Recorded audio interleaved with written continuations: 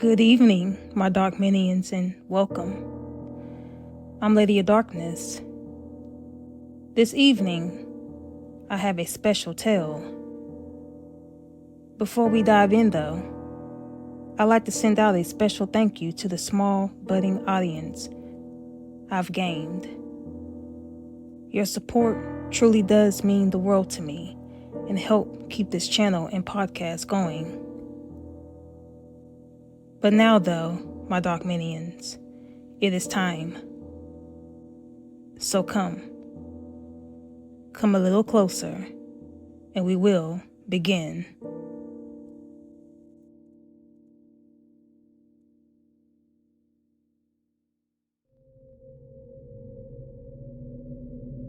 Oh, come on, Rose. You know that kind of stuff isn't real. I thought we were over this paranormal crap. We were both over this years ago after we graduated grade school. I know that you can't possibly be that stupid to still believe in that type of stuff. This weekend would be fun. You can't possibly believe those woods are haunted. You don't believe that, do you? Tanya teased. I don't know. There's been a lot of people found dead near that area for over 30 years. Rose stuttered, but most definitely terrified of that thought.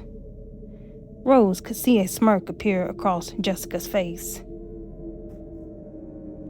People die every year, Rose.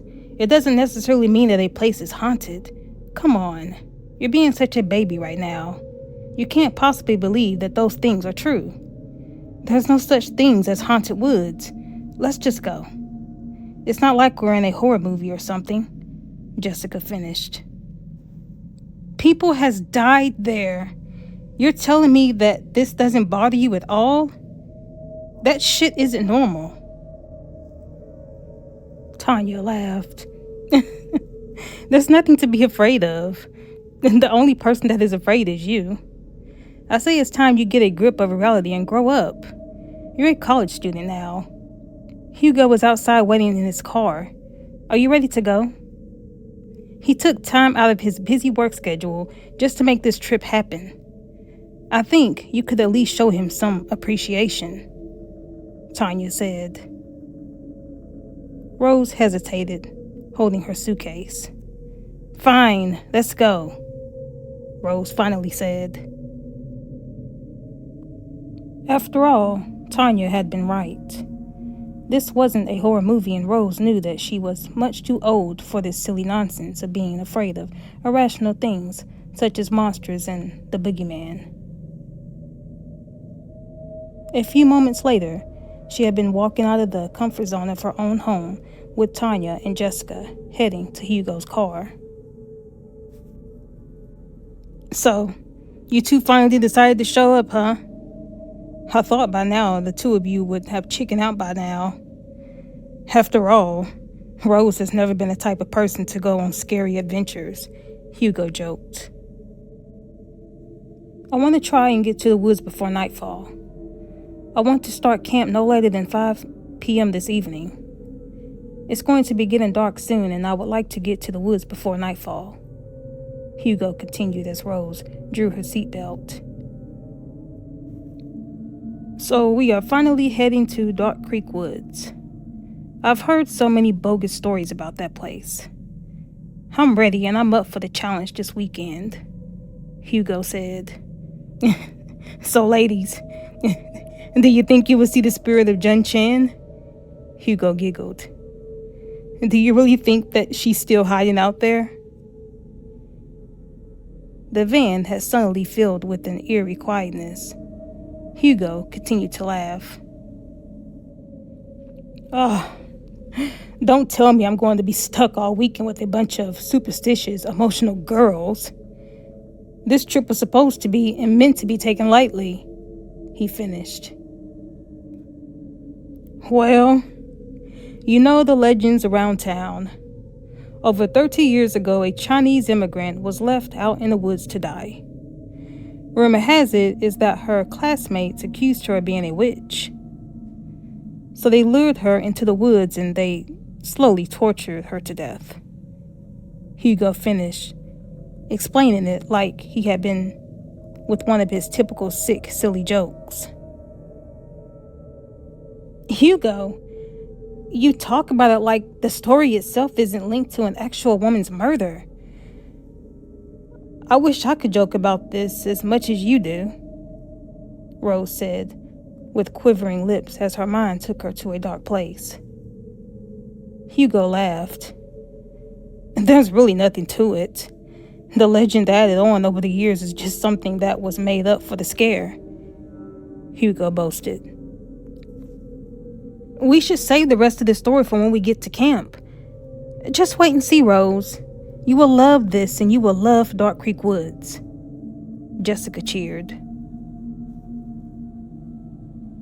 When they had arrived to Dark Creek Woods, they had unloaded their luggage and prepared for camp.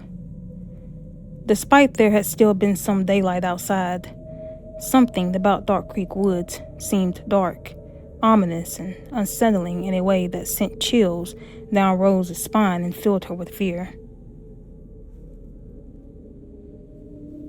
If she had to describe this unsettling feeling, it had literally felt like a set of unseen eyes had been watching them in a way that put thoughts in her mind that she did not want to think about. She didn't like Dark Creek Woods. The woods were creepy as hell. Come on, Rose. Come sit with the rest of us by the bonfire. It's going to be getting dark very soon, and I'm sure you would really enjoy it if you came over here by the fire where it's warm. I know you're cold, Jessica cried out. She wasn't lying. It was cold.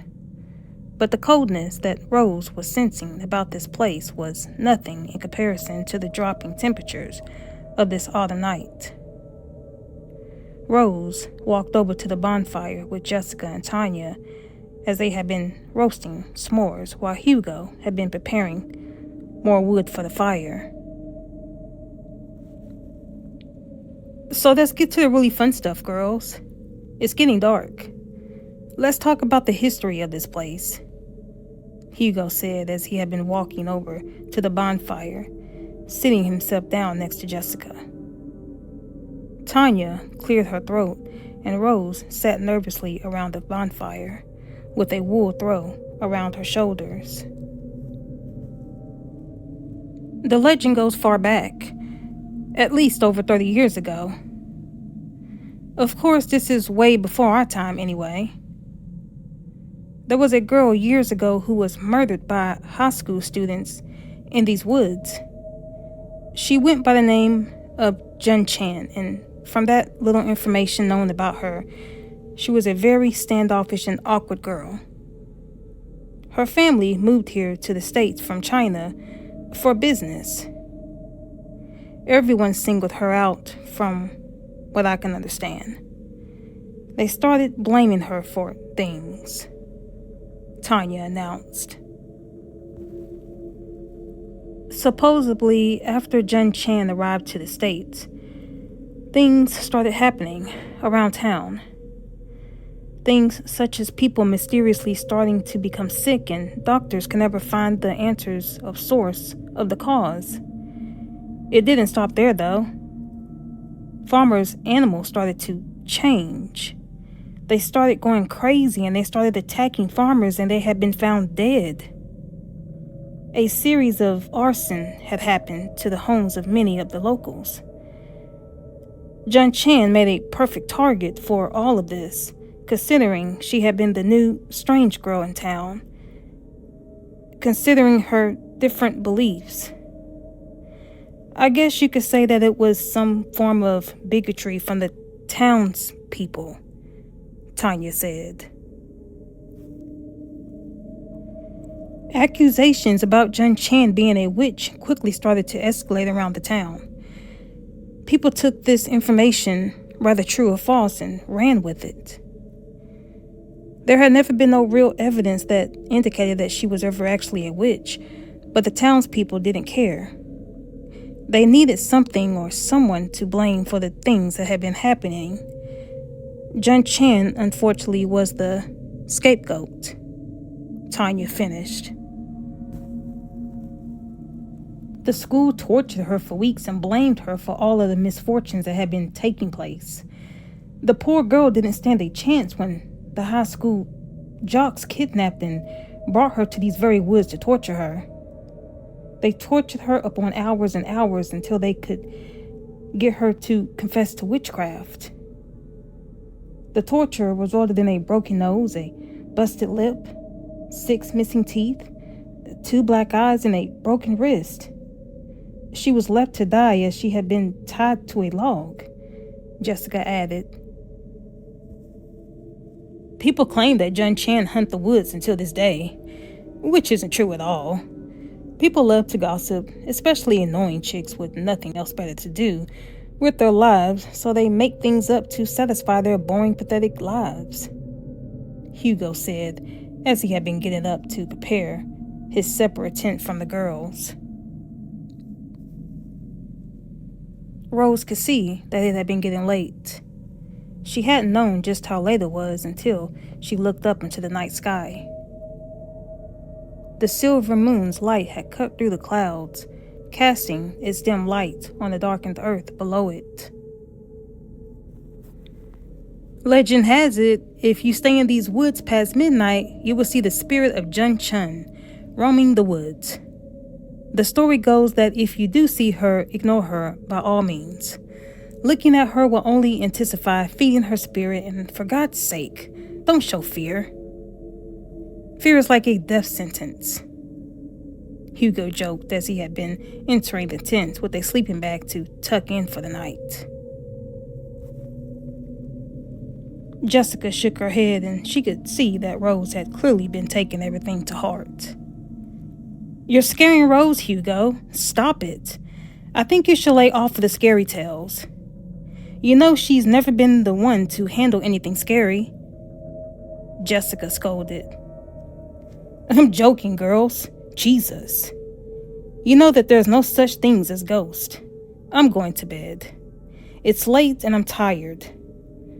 I won't stay up any longer listening to a bunch of females bicker about childish things, Hugo said, then disappeared into his tent.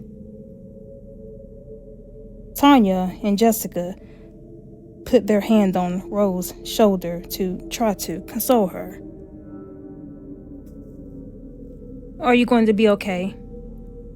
Don't listen to that stuff that Hugo was saying. You know guys will be guys. You should know this, Tanya said. Rose hesitated. Well, I'm very freaked out right now about all of this, Rose whined. It's a story, Rose. Besides, you're too old for this stuff anyway. Let's get ready for bed. It's late, Tanya said as she led Rose to the tent. Rose had awoke a little past 3 a.m. She could hear the trees rustling as a light breeze blew, as the night owls hooted. Her fear continued to tear away at her, but she had had an urgent need to empty her bladder. She was mortified at the thought of leaving the comfort and warmth of blankets that the tent had offered her. Her worst fear had finally happened when the need to urinate had become too overbearing after more minutes had passed before she had found herself roaming these strange yet eerie woods. Rose? Come closer to the bonfire. I know you're cold. Jessica? This had been the strangest thing. Rose could hear Jessica's voice calling out to her. Jessica, what are you doing? It's late and you are supposed to be in bed, Rose called out, pulling up her pajama pants as she gazed around in complete confusion within the darkness as well as the eerie-looking woods surrounding her. Her eyes darted back over to the tent only to see Tanya still sleeping. Jessica had been gone. Panicked, Rose broke out into a sprint, still hearing Jessica's voice determined to get to the answers that she needed to make some kind of sense of this. Minutes had passed and Rose had to have appeared to have been gotten lost. She hadn't been sure how long she had been running, but she knew that something was awfully wrong. It hadn't taken her long before she had realized just how lost she was, when she had come to the realization that her bare feet stumbled upon a very cold liquid. It had been very dark for her to see, so she fetched for her flashlight that she had always kept nearby. To Rose's horror, there had been a trail of crimson blood that traced all throughout the woods. Rose screamed and dropped her flashlight in terror. She screamed for minutes, and her scream echoed throughout the dark woods like they would have in an empty building as she retrieved to her flashlight. Dangling just a few meters away from Rose was Jessica's lifeless corpse from a tree, with blood streaming down both sides of her face and stripped naked. On her abdominal was carved big bold letters that read, "You will pay the price." Rose screamed that she had seen a great, gaunt, ghostly-looking woman who had looked back at her with eyes of hatred. The woman had appeared very young, long black hair with Chinese ethnicity. She had spoke words, the same words that Rose had been hearing earlier, that had only just appeared to have been Jessica's words, were clearly coming from her. They had clearly been coming from the spirit of Jun Chan. Rose had run as fast as her legs would allow her to, bolting back to the tent to notify Tanya and Hugo. "Hugo! Tanya! We've got to go! We got to get the hell out of here! Tanya! Hugo! Let's go!" Rose stormed into the tent, but was very stunned to see that Tanya was no longer there, where she should have been. "Tanya! Tanya, what are you?" Rose stormed out of the tent but froze in fear when she could hear a woman screaming off into the distance. It hadn't taken her long to recognize those screams. They had belonged to Tanya, and Rose had immediately followed after her. "Tanya!" Rose could hear something rattling on the ground as something or someone had been being dragged. She didn't want to think about it, and all she could think about was a possibility of it being her friend Tanya, trying for dear life as best she could, and she had been dragged by whatever it was that killed Jessica. "Tanya, I'm coming! Where are you?" Rose kept calling for Tanya, but at this point, the screams were now muffled, as if Tanya had been miles and miles away, until those terrifying screams had ceased to complete silence. Another wave of fear had come over Rose. This kind of silence couldn't have been good.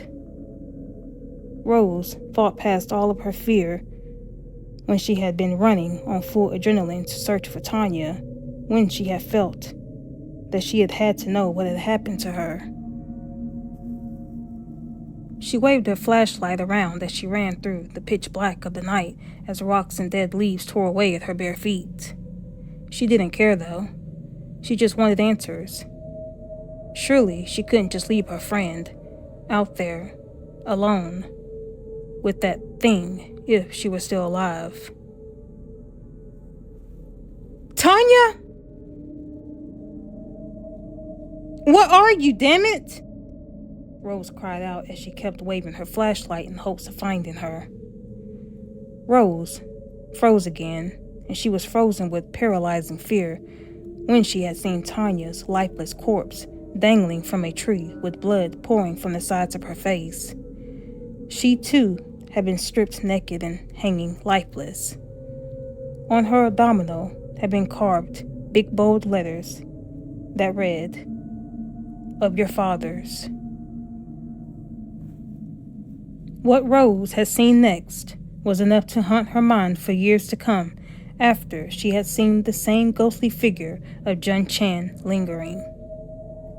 Though something was different about her this time. Her once very gaunt appearance had now suddenly been filled with life again. Color had returned to her sunken, pale face, and her once dull eyes had regained lively colors of honey brown. It had been like this ghostly spirit, who had just killed two of her friends, regained some type of life. Life in her that ran off of the death of her victims. Rose knew time had been running out, and she knew that she had to find Hugo. She couldn't let him be next. Rose had been dangerously at death's door when she had noticed that the ghostly figure had been approaching her, floating closer and closer to her by every ticking down moment. She knew that this wasn't the time to chicken out. Death had been surrounding her by every move. At last, Rose was finally back at her tent, which felt like home base as she rummaged through Hugo's tent in a race against time. Panic had been filled with every inch of her body when she had learned that his tent had also been vacant.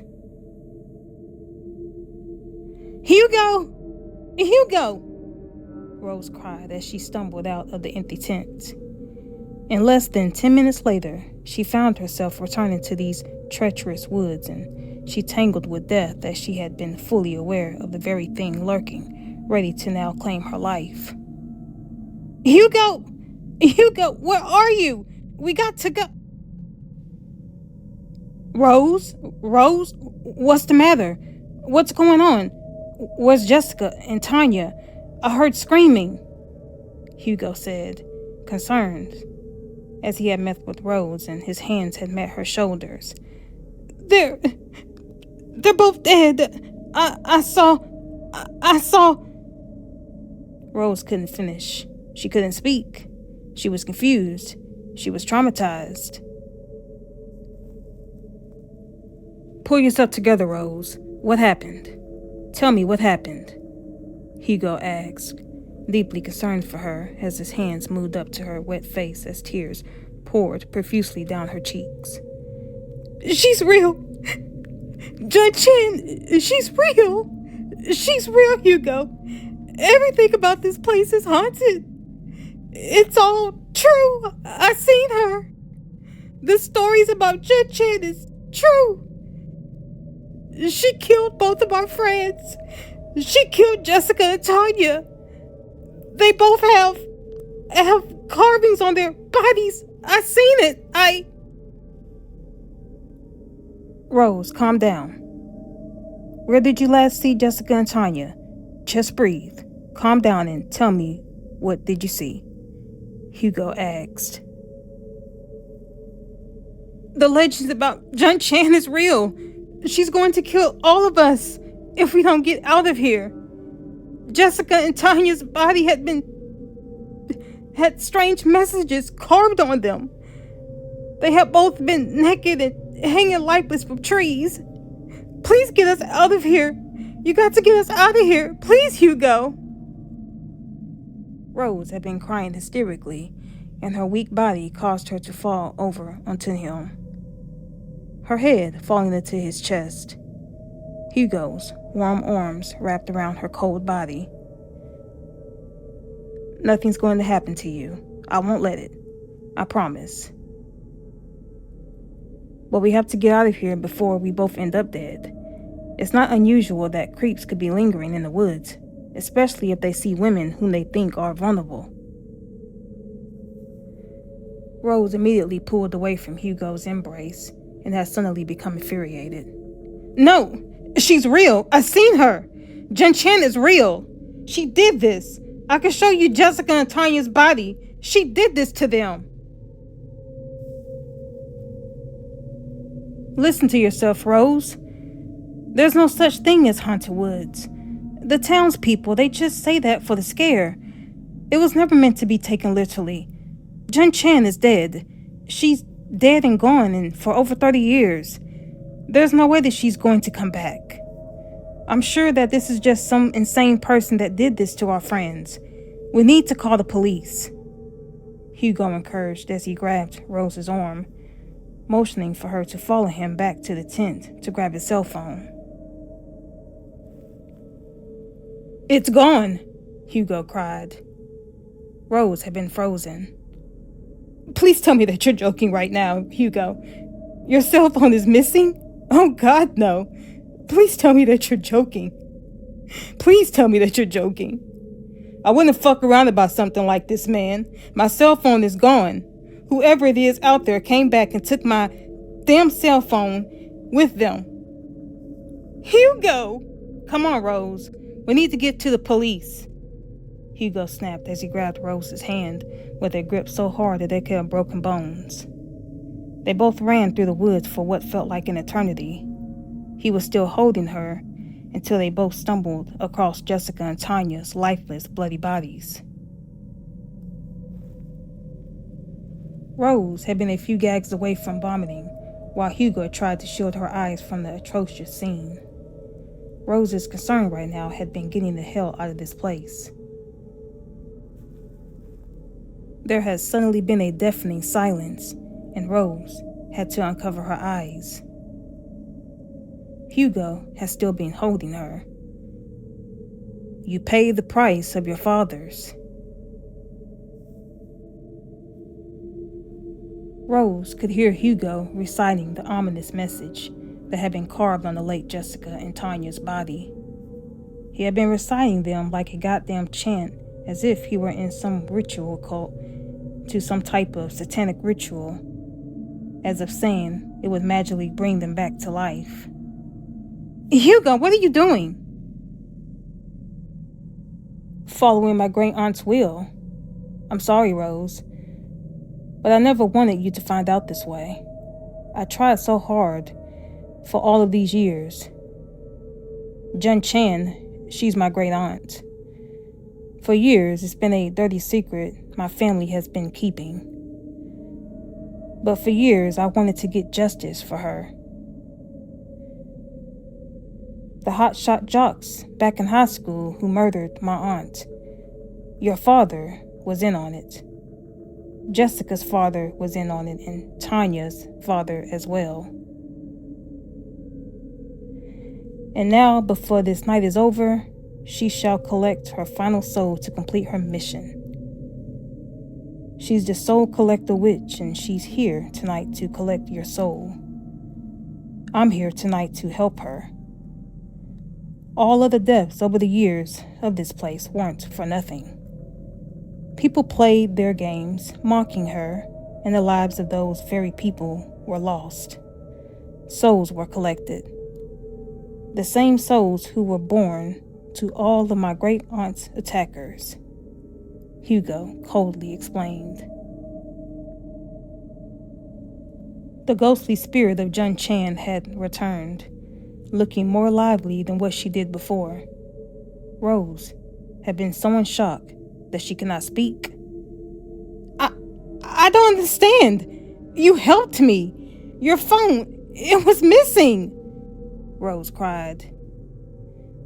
Hugo smirked as the spirit of Jun Chan looked hungrily at Rose, digging into his pants pocket, revealing his cell phone to her. "False alarm, babe." "Hugo!" Rose cried as his tight grip let go of her hand.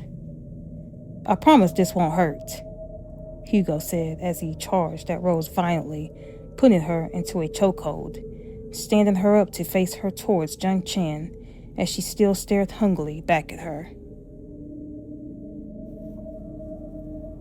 Rose could hear Hugo picking up something, but she wasn't quite sure what it was, while her eyes still stared terrified at the eyes of death that stared coldly back at her. She had suddenly heard a loud thud, then felt agonizing pain hit her in the back of the head before she had been shrouded in darkness, being knocked unconscious and dead to the world.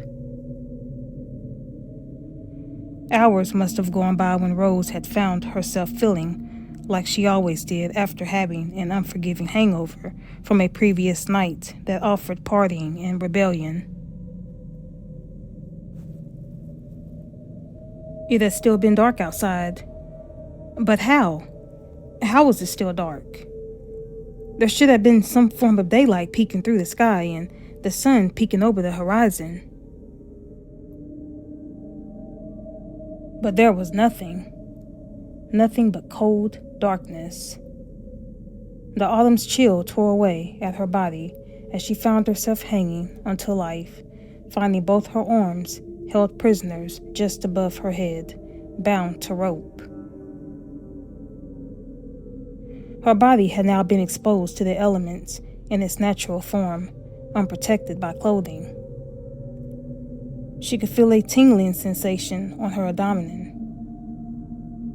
Spelled out on her abdomen had been printed in big, bold letters that read, "Last soul, ready for collection."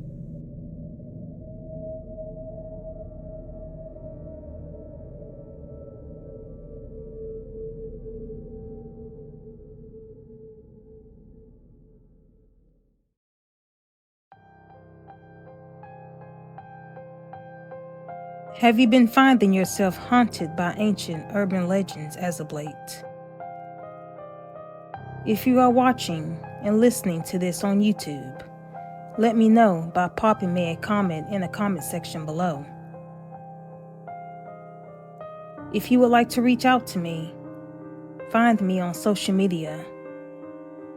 I am Lady of Darkness on both Facebook and YouTube. That is all that I have for you this evening, my Dark Minions. Till next time, sweet dreams.